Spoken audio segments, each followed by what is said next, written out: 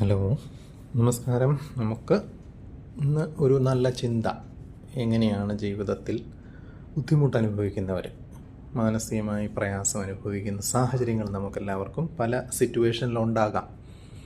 അങ്ങനെയുള്ള സിറ്റുവേഷനിൽ നമുക്ക് സെൽഫ് ഇവാലുവേഷൻ എന്ന് പറഞ്ഞാൽ സ്വയം ഒരു പരിശോധനയ്ക്കും അല്ലെങ്കിൽ പുതിയൊരു വെളിച്ചം എങ്ങനെയാണ് എടുത്ത് അടുത്ത ചുവട് വെക്കാൻ എന്തൊക്കെ മാർഗനിർദ്ദേശങ്ങൾ എടുക്കണം എന്നൊക്കെ ഉള്ളതിന് പറ്റുന്ന ചില തോട്ട്സ് നമുക്കൊന്ന് ചിന്തിക്കാം.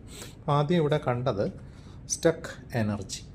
അതായത് ജീവിതത്തിൽ നമുക്ക് ചില സന്ദർഭത്തിൽ ജീവിതം എല്ലാം വഴിമുട്ടി നിന്നു എന്ന് തോന്നുന്നുണ്ട്. അപ്പോൾ ആ സമയത്ത് നമ്മുടെ ഹൃദയത്തിൻ്റെ ഉള്ളിലേക്ക് ഏറ്റവും പ്രസാദകരമായ സമാധാനകരമായ ചിന്ത കയറി വരാനായിട്ട് അനുവദിക്കുവാൻ എന്ത് സാഹചര്യമാണ്? നമ്മൾ അടച്ചു പൂട്ടിയിരിക്കുന്ന അന്തരീക്ഷത്തിൽ നിന്ന് മാറി പുറത്തേക്കിറങ്ങി ശുദ്ധമായി ശ്വസിക്കത്തക്കൊണ്ടുള്ള ഒരു സിറ്റുവേഷനിലേക്ക് നടന്ന് നീങ്ങാനായിട്ട് ശ്രദ്ധിക്കണം.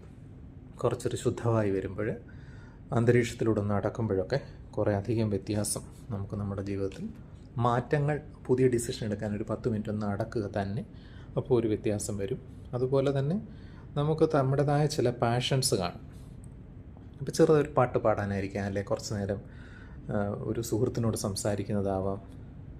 അപ്പം അതിനു വേണ്ടിയുള്ള ഒരു അല്പസമയം കണ്ടെത്തിയാൽ നമുക്ക് അത് ചിലപ്പം കുറച്ച് നേരം പോയം കവിതകൾ എഴുതുന്ന ശീലമുണ്ടെങ്കിൽ അത് എഴുതാനുള്ള ശീലമുണ്ടെങ്കിൽ അത് അപ്പം അങ്ങനെയുള്ള ശീലങ്ങളിലേക്ക് ഒന്ന് മാറ്റി മനസ്സിനെ ഒന്ന് ഡൈവേർട്ട് ചെയ്ത് വിടാനായിട്ട് ശ്രദ്ധിക്കുന്നതും പാഷൻസ് അങ്ങനെ ഇഗ്നൈറ്റ് ചെയ്ത് ഒരു പുതിയ ഒരു ദിശാബോധം മനസ്സിൻ്റെ ആ ഒരു തോട്ട്സിലേക്ക് മാത്രം ഇരിക്കാതെ നല്ല ഒരു തോട്ട്സിലേക്ക് മാറ്റി ചിന്തിക്കുകയാണെങ്കിൽ ഒരുപാട് വ്യത്യാസം നമുക്ക് കൊണ്ടുവരാൻ പറ്റും. അതുപോലെ തന്നെ വേറൊരു വ്യക്തി അവരുടെ വേദന നമ്മളിലേക്ക് അടിച്ചേൽപ്പിക്കാനായിട്ട് ശ്രമിക്കുന്ന ഒരു സാഹചര്യം ഉണ്ടെന്ന് വന്നേക്കാം.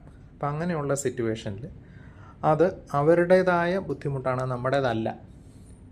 നമ്മുടെ ലോകത്ത് ആ ഒരു പ്രയാസം ആവശ്യമില്ല എന്ന് ചിന്തിക്കുന്ന രീതിയിലേക്ക്, അവരുടെ നോട്ടത്തിൽ നമ്മൾ തെറ്റാണ് കാണുന്നത്, നമ്മളെ തെറ്റുകാരെന്ന് കാണുന്നുണ്ടാവാം. പക്ഷെ നമ്മൾ അങ്ങനെയല്ല.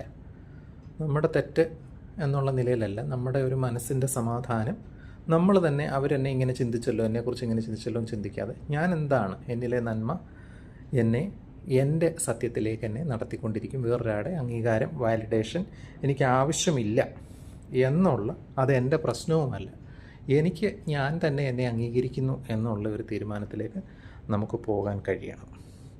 അങ്ങനെ ഒറ്റപ്പെട്ടിരിക്കുന്ന അവസ്ഥകളുണ്ടെങ്കിൽ അത് മാറണം. അതുപോലെ റിജിഡായിട്ടുള്ള വളരെ ശക്തമായ